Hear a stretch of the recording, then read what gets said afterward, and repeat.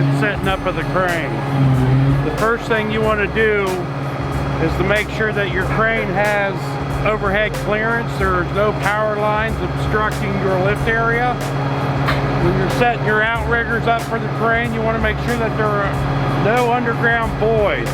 You don't want to set up over any type of sewer lids or anything that could possibly give way to cause the crane to fail. Something you want to pay very close attention to when you're setting up the crane is the safety latch on the hook, to make sure that that's working and functioning properly. And then if you look a little further up on the wire rope, there's what's called an Toolbox.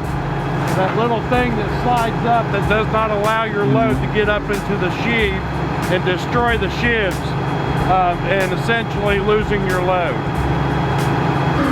Right now what the operator is doing is leveling the crane up. He's got 5 outriggers out and he's got a bubble on the side of the crane to tell you if the crane's level.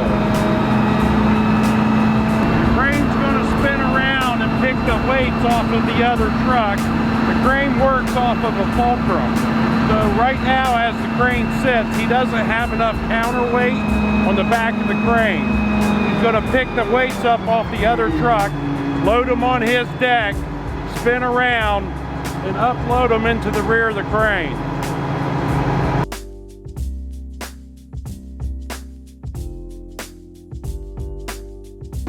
So what they're going to do now to ensure that they've got the proper reach, they're going to swing that side arm, is called a jib.